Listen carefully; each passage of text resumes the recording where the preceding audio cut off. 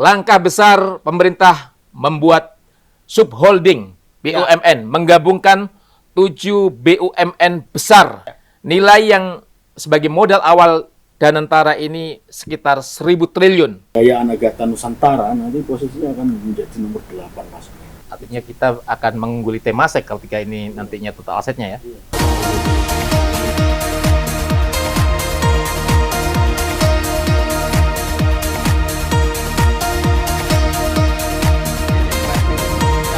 Tidak pernah berpamrih. Assalamualaikum warahmatullahi wabarakatuh. Sahabat PKB TV, jumpa lagi dengan saya Cak Rohim dalam bedah editorial PKB TV. Indonesia menuju ekonomi dunia. Indonesia membentuk super holding BUMN yang dinamakan dengan Daya Anagata Nusantara atau dikenal dengan istilah Danantara. Ini merupakan terobosan besar dalam bidang ekonomi. Indonesia ingin menjadi negara yang punya ekonomi besar bersaing dengan negara-negara maju lainnya. Kalau Singapura punya Temasek, Malaysia punya Hasanah, Indonesia segera memiliki Danantara. Rencananya Maret atau bulan depan Danantara resmi diluncurkan dan ini super holding ini langsung di bawah presiden. Jadi nanti ada Kementerian BUMN tapi Danantara ini langsung di bawah presiden dan kemarin DPR telah membuat payung hukumnya dengan pembentukan Danantara ini, yaitu melalui pengesahan rancangan undang-undang tentang perubahan ketiga atas Undang-Undang Nomor 19 Tahun 2003 tentang BUMN. Kita berharap lahirnya Danantara ini nanti akan menjadikan Indonesia atau perekonomian kita bisa benar-benar melejit karena hadirnya Danantara ini diharapkan bisa memudahkan investasi asing masuk.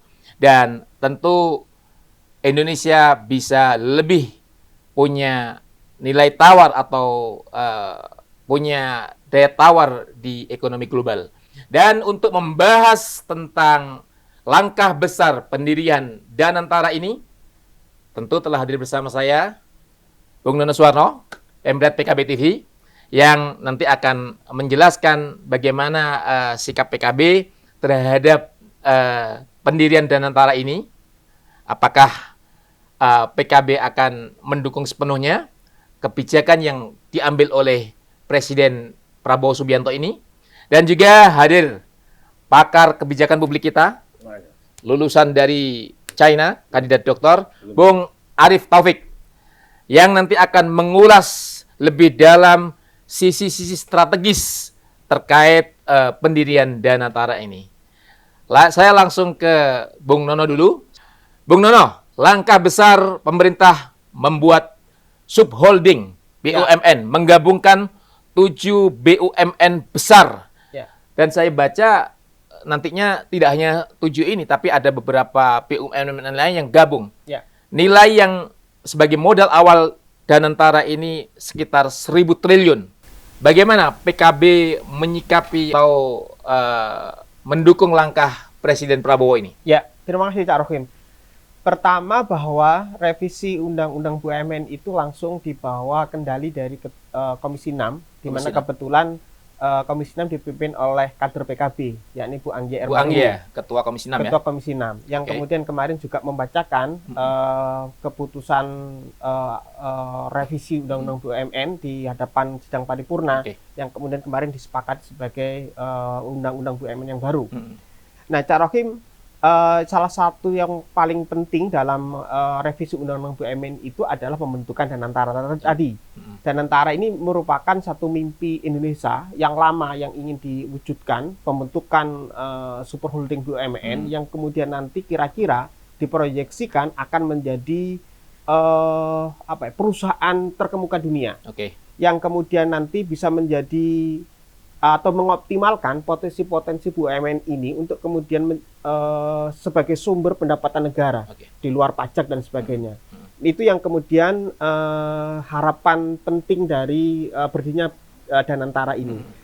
Dan Cak Rohim dalam berbagai kesempatan Bu Anggi Ermari maupun juga anggota fraksi PKB itu mendukung sepenuhnya pendirian Danantara dengan harapan kemudian ini nanti akan bisa mengubah gitu ya, mengubah pola kerja, mengubah tata kelola dari pengelolaan badan usaha milik negara selama ini. Kenapa itu penting Cak Rohim? Karena dalam beberapa waktu terakhir kita seringkali melihat BUMN kita itu seringkali berita-berita yang agak-agak kurang mengenakkan. Misalnya saja ada korupsi PT Timah, yang kemudian di situ merugikan negara sampai ratusan triliun. Kemudian kita juga kemarin ada juga kasus korupsi di PT Taspen kalau tidak salah, dan beberapa kasus korupsi di BUMN. Kita juga sering mendengar bahwa BUMN ini hanya dijadikan sebagai sapi perahan. Ketika kemudian masuk ke momentum politik, kemudian nanti BUMN ini kemudian menjadi sumber pemasukan dari orang-orang yang berkuasa yang ingin menang dalam pemilu misalnya. Bagi-bagi jatah komisaris. Bagi-bagi jatah komisaris. Selain proyeknya ya. Selain proyeknya juga kemudian ada kemudian praktek-praktek yang kemudian menjadi sorotan. Bahwa kemudian BUMN hanya menjadi bancaan saja. Nah, mungkin dengan Danantara ini pola-pola seperti itu nanti akan diubah Cak Rohim, sehingga BUMN kita yang diharapkan menjadi salah satu pilar pendapatan negara itu kemudian terwujud. Yang menarik adalah Danantara ini nanti langsung di bawah kendali presiden atau di bawah presiden begitu. Artinya ini adalah pertaruhan nama presiden, dan tentu ini menunjukkan bahwa ya ini langkah besar yang sangat strategis kan untuk. Ya, itu juga menggambarkan bagaimana seriusnya pembentukan Danantara itu yang kemudian langsung kendalinya di bawah presiden. Walaupun nanti dalam proses pengelolaannya yang saya dengar itu diberikan pada para profesional. Bahkan nanti juga Danantara itu statusnya itu adalah mereka bukan lagi sebagai dalam tanda kutip bagian dari negara yang kemudian tidak bisa bagian dari mereka pengelola ini bukan benar-benar para profesional yang yang punya kualifikasi khusus Cak Rohim. Sehingga kemudian misalnya ketika mengelola mereka ini bukan orang yang titipan, bukan bagian dari kekuasaan dan sebagainya yang kemudian nanti kira-kira itu bisa menjalankan good corporate governance gitu. Tapi kalau sebagai DPR kan ada peran-peran pengawasan juga ya. Peran-peran pengawasan di mana yang kita khawatirkan adalah apa yang dulu sering beberapa kali terjadi, misalnya terjadinya fraud di beberapa BUMN atau di lembaga-lembaga investasi yang seperti itu. Ini kan juga mungkin bisa terjadi di sini, dan kalau itu terjadi kan ini besar sekali gitu. Ya, kemarin undang-undang BUMN itu memang untuk terkait dengan Danantara memang belum mengatur detail gitu, ya bagaimana tata kelola, bagaimana model bisnisnya dan lain sebagainya. Yang itu nanti akan katanya informasinya akan lebih detail lagi di peraturan pemerintah atau aturan pelaksana di bawahnya, teknisnya. Nah itu kemudian nanti yang akan kita lihat. Apakah memang model pengelolaan, misalnya model kepemilikan, kemudian skema bisnisnya dan sebagainya, nanti kita bisa lihat lebih detail di situ. Tetapi bahwa komitmen pemerintah membuat Danantara ini sebagai sebuah holding BUMN yang dikelola secara profesional, yang kemudian mempunyai daya saing dan kira-kira nanti bisa berkembang menjadi sebuah perusahaan terkemuka dunia, itu yang menjadi komitmen dari adanya undang-undang BUMN ini yang baru ini, Kak. Yang jelas PKB atau fraksi PKB DPR RI mendukung penuh terobosan besar pemerintah ini untuk bagaimana Indonesia punya perusahaan yang berkelas dunia. Terima kasih. Saya ke Bung Arif. Lahirnya Danantara ini digadang-gadang akan bisa melebihi kebesaran Temasek Singapura, apalagi Hasanah Malaysia gitu. Bahkan lahirnya Danantara ini nanti secara ekonomi akan menjadikan perusahaan ini raja setidaknya di Asia Tenggara, karena bisa sejajar dengan beberapa super holding dunia atau perusahaan besar dunia lainnya. Bung Arif punya catatan yang bisa disampaikan ke sahabat PKB TV terkait langkah strategis lahirnya Danantara ini, apa plus minusnya, dan posisi Indonesia saat ini, perusahaan-perusahaan yang ada seperti apa kalau kita compare dengan perusahaan-perusahaan besar di dunia lainnya. Saya mengawali dari cerita dari Fortune Global 500, Mas. Ada majalah terkemuka di Amerika, setiap tahun mengeluarkan 500 perusahaan yang secara pendapatan dia paling besar. Iya. Nah, 6 negara gitu, yang di tahun 2024 ada 35 negara, ada 6 negara yang mendominasi. Amerika ada 139 perusahaan, China 128, Jepang 40, kemudian Jerman 29 perusahaan, Perancis 24, Inggris 17. Lainnya seperti Korea Selatan, Kanada itu cuma belasan. Nah, 14 negara itu hanya menyumbang satu, seperti Saudi Arabia, Indonesia satu. Apa itu? Pertamina. Dari perjalanan tahun 2000, Mas, China itu hanya menyumbangkan 9 perusahaan. Pak, China bisa melompat menjadi 128. Dari tahun 2000, 9 perusahaan, 24 tahun kemudian sekarang 128. Luar biasa. Gini, Mas. Dari 128 perusahaan China yang masuk dalam Fortune Global, 70%-nya adalah BUMN. Berbeda dengan perusahaan Amerika. Dari 139, 136-nya adalah private enterprise. Jepang, Jerman, Perancis, kebanyakan adalah perusahaan milik swasta. Nah, apa yang dilakukan China selama beberapa tahun terakhir sehingga dia begitu halus dan begitu cepat menguatkan BUMN sehingga bersaing di level Asia bahkan di level dunia. Di tahun 2000 hanya dari 9 perusahaan hanya 8 yang BUMN. Kemudian 2005 15 BUMN, dari 16 perusahaan yang masuk Fortune Global 500, 15-nya BUMN. Tahun 2010 naik dari 46 perusahaan yang masuk di Fortune Global, 40-nya adalah BUMN. Nah, kemudian 2024 dari 128, 90-nya adalah BUMN. Kalau kita lihat dari sisi industri, ini lesson learn aja, Mas. Dari sisi industri tahun 2000 mungkin hanya perbankan, kemudian petroleum refinery, kemudian gas, elektrik, telekomunikasi sama kredit. 5 tahun kemudian tambah lagi, Mas, sektor atau industrinya yang BUMN yang bisa masuk Fortune Global, ada insurance, kemudian logam, metal, gitu, motor vehicle, gitu. Nah, dari 2024 aja, Mas, total aset perusahaan 128 perusahaan China itu melebihi perusahaan Amerika, 50 triliun US dollar. Nah, itu sebagian besar disumbangkan oleh badan usaha milik negara. Apakah terobosan China itu waktu itu juga diantaranya misalnya menggabungkan beberapa BUMN seperti yang dilakukan Indonesia saat ini dengan mendirikan Danantara itu atau gimana? Iya, Mas, dari 10,6 triliun US dollar pendapatan 8 perusahaan China tadi, itu 8,2 triliun US dollar disumbangkan oleh BUMN. Nah, di fase reformasi tahun 97 sampai 2023, itu fase awal reformasi BUMN China, itu China membentuk namanya SASAC, Mas. SASAC itu semacam lembaga yang di luar kementerian yang memang itu membina BUMN gitu. Bahkan mengelola dana dividen BUMN ini untuk pengembangan industri strategis. Nah, kemudian di level provinsi dan kabupaten gitu, ini juga dibentuk juga namanya SASAC gitu. Dia memang secara penuh punya tanggung jawab untuk mengembangkan BUMN gitu. Bahkan seperti kalau Cina artinya tidak hanya di tingkat pusat tapi di daerah juga. Mas, perusahaan BUMN itu di level provinsi, pesawat terbang, kemudian kayak perusahaan baja di kota Wuhan itu juga masuk dalam Fortune Global 500 gitu. Kemudian yang mau saya sampaikan lagi adalah di Asia Tenggara, Mas, ada Fortune Southeast Asia 500 ya.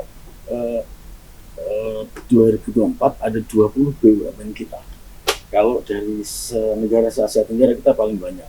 Pertamina misalnya itu di level Asia Tenggara ranking 3 kalau di Fortune Global 500. Di level global ranking 165, lebih tinggi dibandingkan perusahaan Petronasnya Malaysia. Nah, apa namanya, dari sisi yang bagusnya begini Mas, dari 20 BUMN tadi kan total pendapatan kita dari 20 BUMN tadi kan sebagian besar disumbangkan oleh BUMN 128 miliar US dollar, revenue dari 20 perusahaan tadi. Nah, petroleum refining, commercial bank, gas and electric, kemudian telekomunikasi, kemudian crude oil production. Kita misalnya punya perusahaan perbankan ada 4 gitu. Rumah petroleum refining ada 1. Transformasi BUMN yang dilakukan selama 10 tahun terakhir, 10 BUMN masuk dalam Fortune Asia 500. 110 perusahaan masuk dalam 500 perusahaan terbesar se-Asia Tenggara. 20-nya BUMN. 7 besarnya yang rencana akan masuk dalam fase awal dengan Tara. Di sisi sektor kita juga cukup banyak ya Mas ya. Tadi petroleum, commercial bank, gas, electricity, telekomunikasi, gitu, engineering, chemical, airlines, kemudian transportasi, gitu. Nah, kan begini Mas, di Indonesia kan terakhir kan posisinya ada 43 BUMN setelah holdingisasi itu kan terakhir posisinya ada 43 BUMN. Kemudian kita pernah juga membentuk di tahun 2021 hasil Omnibus Law, kita membentuk lembaga pengelola investasi Mas, namanya Indonesian Investment Authority. Ini sovereign wealth fund konsepnya. Kemudian ini 43 BUMN. Kemudian kita ada special mission vehicle gitu di bawah Kementerian Keuangan, ada 8 lembaga, 4 berbentuk BUMN. Kalau mencermati diskusi yang berkembang gitu kan, salah satu 3 pilar dari Danantara adalah 1 holding investasi, Indonesia Investment Authority, kemudian aset BUMN, kemudian special mission vehicle gitu. Jadi nanti kalau saya menangkap, kita kan sama-sama belum pegang nih Mas ya draft yang sudah ditandatangani Presiden. Nanti ada holding investasi, ada holding operasional gitu.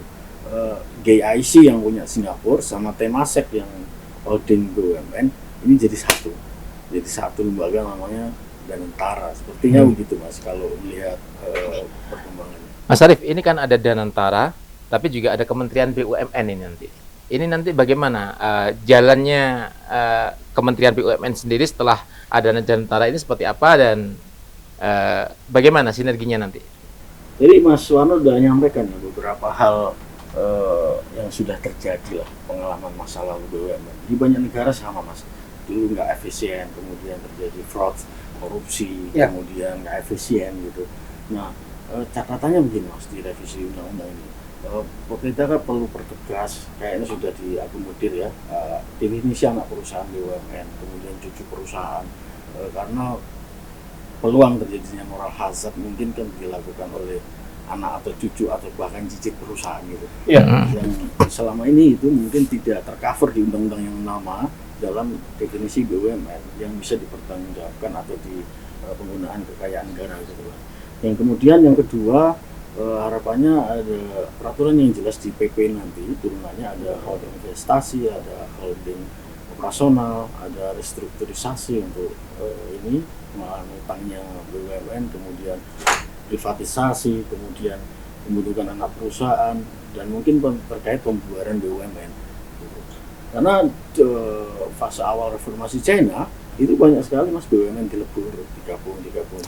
Nyatanya tadi Mas, China melompat dari tahun 95 itu dari 2 perusahaan Mas, tahun 2009 perusahaan, tahun 2010 46 perusahaan. Dulu sebelum tahun 2000 perusahaan China, BUMN China terutama itu kalah jauh sama Jepang, Inggris, Prancis.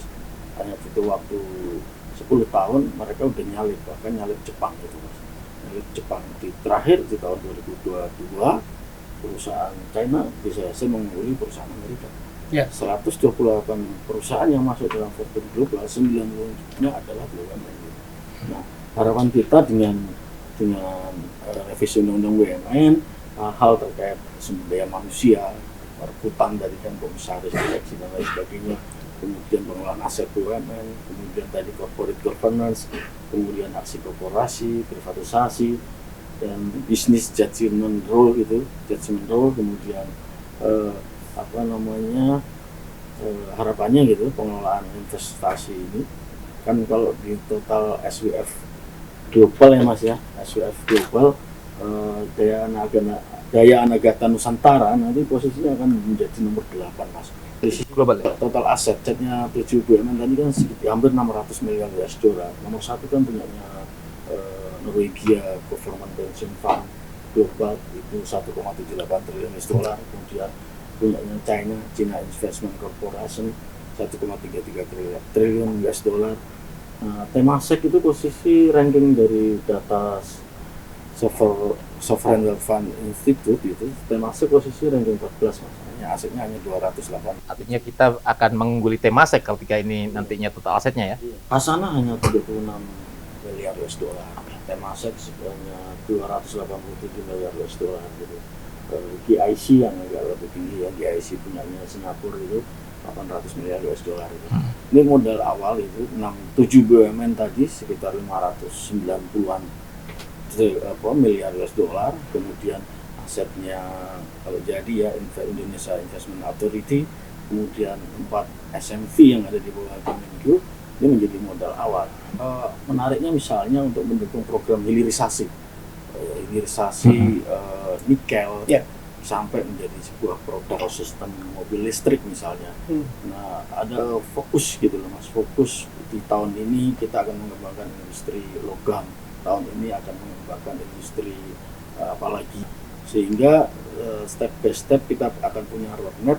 Kalau China dari tahun 2000 sampai 2004 butuh 24 tahun gitu, setidaknya undang-undang BUMN kita kan berusia dari 2003 sampai 2005, 22 tahun Mas. Situasi global sudah berubah, situasi Asia Tenggara sudah berubah gitu.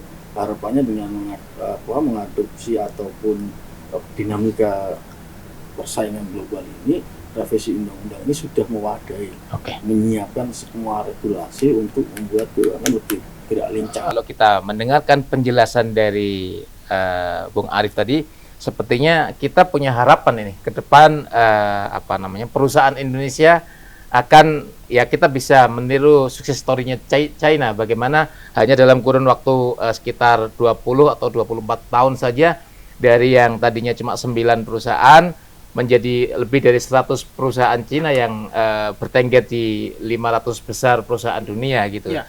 Pak Warno, apa catatan Anda yang bisa disampaikan? Ini kan ya tadi saya sampaikan, ini ada Danantara, tapi juga ada Kementerian BUMN. Ya. Bagaimana itu nanti sinerginya seperti apa, dan ya yang tadi saya tegaskan juga bagaimana kita harus mengawal itu, karena ini kan misi yang sangat besar. Ya.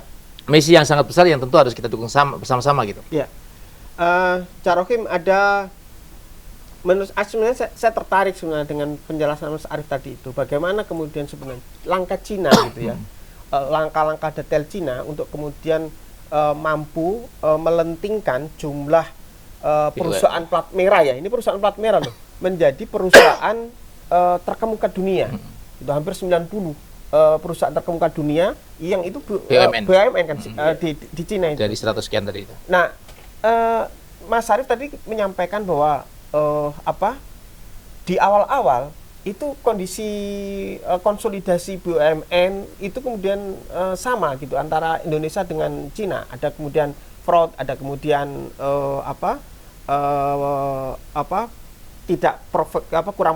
dikelola secara tidak profesional dan sebagainya. Nah, saya sebenarnya tertarik nih Cak Rohim, karena apa? Karena kita itu kan sebenarnya juga punya harapan terkait dengan pembenahan BUMN itu kan sejak lama. Tapi itu kemudian tidak menjadi kunjung terjadi ketika misalnya itu tadi kepentingan politik kekuasaan itu begitu mudah untuk kemudian masuk dan mempengaruhi BUMN. ada juga yang kemudian celah-celah yang kemudian dimanfaatkan oleh orang per orang yang menjadi direksi atau komisaris BUMN yang itu kemudian untuk kemudian kepentingan diri dan kelompoknya. Nah, sebenarnya Cina dalam 24 tahun itu apa? Terutama terkait dengan menjaga integritas, kapabilitas dan profesional pengelolanya gitu. Apa yang kemudian dilakukan itu? Catatan tentang itu apa yang membuat Cina kok ekspansinya begitu luar biasa cepat? Mungkin lain Cina juga ada, mungkin beberapa negara juga cukup serius untuk mengembangkan BUMN, Mas. Tapi key message-nya gini, Mas. Pertama, dari sisi vertikal gitu, ketidakefisienan, kemudian fraud dan lain sebagainya, ini perlu holdingisasi. Ini saya sepakat gitu, Mas. Super holding dan antara. Yang kedua, key message kedua, perusahaan China itu benar-benar menganalisis pasar. Hari ini misalnya di tengah upaya untuk menurunkan emisi global, semua bicara untuk penurunan emisi global kan, Mas. Nah, bagaimana kita misalnya dana ini, gitu, dana antara investasi besar-besaran R&D untuk pengembangan industri, kita mungkin belum serius, Mas, di sisi pembiayaan melalui riset and development. Ya. BUMN khusus hilirisasi mineral, logam, batu bara dan lain sebagainya sampai menjadi produk itu. Oke, message pertama tadi sisi vertikal tadi adalah holdingisasi, kemudian dari sisi key message kedua adalah pasar yang berkembang, key message ketiga adalah leadership. Apapun yang terjadi seperti sistem apapun, Mas, ketika leadership nanti dari Danantara, kalau di China kan mungkin korupsi sedikit bunuh, Mas. Nah, kita kan tidak ada aturan itu, Mas. Di sisi tetap penggunaan kekayaan negara bisa dipertanggungjawabkan secara hukum gitu. Nah, kalau leadership ini ada gitu dari Pak Prabowo misalnya, kan kalau kita kan belum lihat nih, Mas, di bawah presiden memberikan kewenangan kepada Menteri Keuangan, kemudian untuk pembinaan pembinaan terhadap BUMN ada Menteri BUMN, kemudian di satu sisi ada holding investasi atau holding operasional. Ini apakah jadi satu nanti holding investasi dan operasional bersamaan dalam satu tubuh di Danantara? Gitu. Ya. Nah, ini kalau ada leadership sampai level paling bawah, saya meyakini kita bisa bersaing di kancah global. Gitu. Artinya kita benar-benar menaruh harapan besar kepada Pak Prabowo sebagai presiden, karena ya langkah besar ini langsung di bawah kendali presiden, kan begitu? Catatan terakhir, Mas, beberapa negara itu ya, kajiannya OECD, ADB gitu, beberapa negara itu ada pilihan industri, Mas, yang itu pasal 33 kan sudah jelas, Mas. Ini hal industri-industri yang strategis atau upstream ini seharusnya kan kuasai negara. Emas, mineral, nikel, batu bara, bauksit, dan semuanya ini yang bersifat upstream gitu. Nah, mungkin perusahaan-perusahaan swasta, karena kita kan juga tidak ingin ya, Mas, ya. China kan bisa bersamaan ya, antara perusahaan BUMN dan perusahaan swasta berkembang. Lain apa yang terjadi di barat tadi, Jepang, Inggris, swasta juga lebih dominan. Itu kan private enterprise gitu. Nah, state capitalism gitu kalau dalam bahasa term konsep ininya. Ekonomi. State capitalism of China dalam pengelolaan BUMN ini kita bisa melakukan dengan karakteristik Indonesia. Kita nggak harus sama, Mas, nggak harus sama. Misalnya kita kalau di Singapura punya GIC dan Temasek, nah kita jadi satu wadah dan antara. Nah, kalau ini tidak terjadi leadership, kemudian good corporate governance, terakhir kan ada konsep ESG, environmental, social and governance. Produk-produk apapun BUMN nanti kalau mau masuk di kancah global harus memenuhi prinsip-prinsip ESG gitu. Nah, transformasi BUMN ini dimulai dengan era baru BUMN melalui undang-undang yang barusan diketok.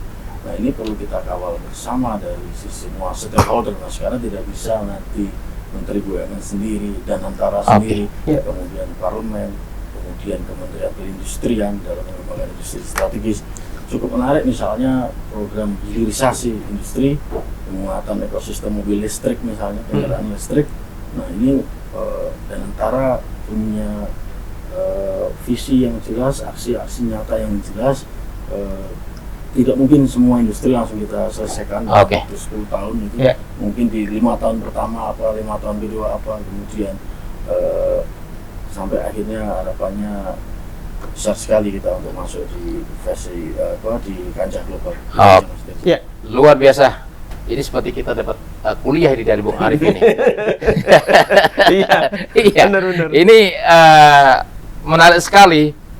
Kita punya mimpi besar dan langkah untuk mewujudkan mimpi menjadikan perusahaan Indonesia yang nanti tergabung dalam Danantara ini bisa benar-benar menjadi kebanggaan Indonesia di kancah dunia. Tentu tujuan akhirnya adalah bagaimana mewujudkan kesejahteraan masyarakat Indonesia. Indonesia bisa bersaing di kancah global, dan tadi disampaikan Bung Arif, satu hal penting adalah leadership. Kita tentu punya keyakinan, punya harapan di bawah kendali Presiden Prabowo, Indonesia menuju Indonesia emas, salah satunya di sektor ekonomi, karena ini yang sangat vital.